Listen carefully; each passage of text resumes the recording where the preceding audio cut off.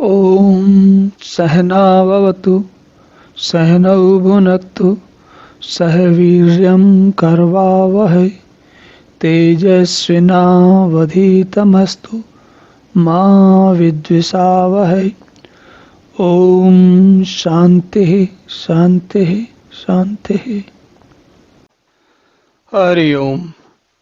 तो पिछले श्लोक में हमने देखा कि दुर्योधन ये बता रहे हैं कि मदर्थे त्यक्त जीवता, कह रहे हैं बहवे अन्य शूराः, बहुत सारे और शूरवीर लोग मदर्थे त्यक्त जीवता, मेरे लिए जीवन त्यागने को तैयार हैं और इस युद्ध में उपस्थित हुए हैं।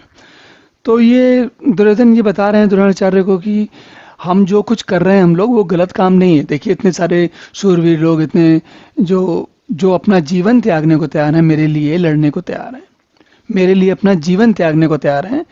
तो एक प्रकार से दुर्योधन अपने अपराध बोध को कम करने के लिए, अपने काम को सही ठहराने के लिए, या ये यूँ कहें कि द्रोणाचार्य को ये बताने के लिए कि आखिर केवल आप ही नहीं हो, और भी बहुत सारे लोग हैं जो मेरे लिए अपना जीवन त्यागने को तैयार हैं।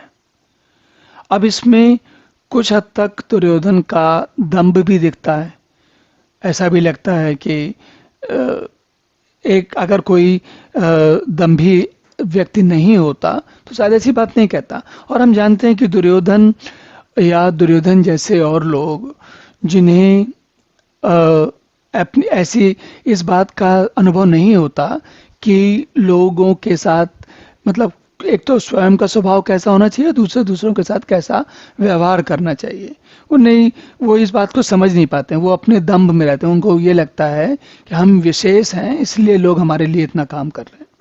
और ऐसी गलत फहमी, ऐसी समस्या, ऐसी जो सोच विचार है वो हम अपने जीवन में कई लोगों को देखते हैं। चलो दुर्योधन तो महाभारत के पात्र हैं, लेकिन हमारे जीवन में भी ऐसे लोग हमें दिखते हैं जो कि जब कोई काम करने चलते हैं, दूसरे लोग उनकी सहायता करने को तैयार होते हैं तो उनको लगता है कि हम इतने योग्य हैं कि इसलिए लोग हमारे पास आ रहे हैं। जबकि कई बार ऐसा होता है कि लोग बाग दूसरों की सहायता इसलिए कर रहे होते हैं क्योंकि उनको पता होता है कि इनसे तो ये काम हो नहीं पाएगा ठीक से। अब स्वाभाविक बात है, जितने लोग महाभारत के युद्ध में लड़ने के लिए आए हैं वो भी सब जानते हैं कि दुर्योधन अकेले पांडवों से नहीं लड़ सकते, 5 पांडवों से भी नहीं लड़ सकते। उनके जो 100 भाई हैं वो भी 5 पांडवों से अकेले नहीं लड़ सकते। अगर लड़ सकते होते तो इतनी बड़ी सेना क्यों इकट्ठी की थी, तो जानते थे वो। लेकिन जो व्यक्ति, अब हमने ऐसे जीवन में से लोगों को देखा है, कुछ ऐसे लोग होते हैं जो कि जिनको पता होता है कि वो गलत है, लेकिन फिर भी वो अपना काम करते रहते हैं और उसको नाना प्रकार से सही ठहराने की कोशिश करते हैं। तो आगे क्या कहते हैं देखिए जरा। अब ये उसी श्रृंखला में दंभ जो है दुर्योधन का आगे कह रहा है। क्या कहता है? अपर्याप्तम तदस्माकम बलम भीष्माभिरक्षितम पर्याप्तम तुद्मे तेषां बलम भीमाभिरक्षितम। इस श्लोक में दुर्योधन कह रहे हैं कि जो भीष्म के द्वारा रक्षित हमारी सेना है, तदस्माकम हमारी सेना, जो हमारा बल है वो अपर्याप्त है। अपर्याप्त मतलब इनफाइनाइट है, जिसकी कोई लिमिट नहीं, कोई सीमा नहीं है। और जो ये एतेषाम बलम भीमाभिरक्षितम है, जो बल भीम के द्वारा जिस बल को, जिस सेना की रक्षा की जा रही है, या जिस सेना के रक्षक भीम हैं, वह पर्याप्त है। पर्याप्त है मतलब सीमित है, बहुत ज्यादा नहीं है। अब देखिए कितनी ध्यान देने की बात है।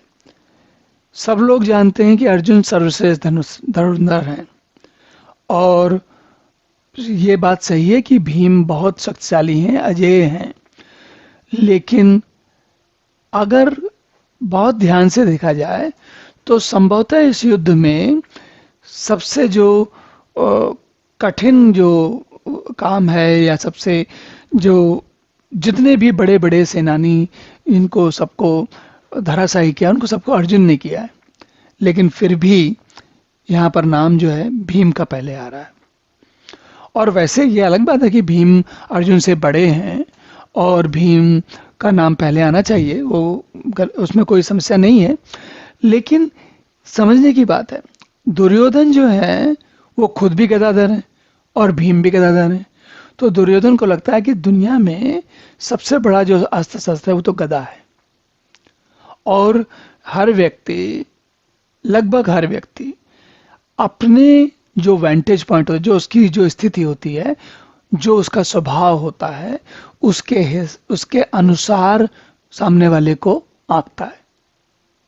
तो दुर्योधन के लिए भीम जो है वो ज्यादा महत्वपूर्ण है, बजाय अर्जुन, युधिष्ठिर, सात्यकी, धृष्टद्युम्न या इवन भगवान कृष्ण। दुर्योधन की समझ के अनुसार सबसे जो महत्वपूर्ण व्यक्ति हैं वो हैं भीम है। और मैं ये नहीं कहना चाह रहा कि भीम नहीं है, लेकिन मैं केवल ये ध्यान देना चाह रहा हूं कि लोगों की सोच जो होती है वो अपनी क्षमताओं के अनुसार बनी होती है। जिस व्यक्ति का ध्यान पैसे में लगा रहता है वो लगभग हमेशा ये गिनता रहता है कि दुनिया में कौन कितना बड़ा रईस है, मैं कितने लोगों से अधिक ज़्यादा धनवान हूँ, कौन कितने लोग मुझसे ज़्यादा धनवान है, उसका सारा ध्यान दिन भर 24 घंटे इसी में लगा रहता है। तो ये थोड़ा सा समझने की बात है। अब अगला श्लोक देखते हैं। ओम पूर्णमदः पूर्णमिदं पूर्णात् पूर्णमुदच्यते पूर्णस्य पूर्णमादाय पूर्णमेवावशिष्यते। ओम शांति शांति शांति।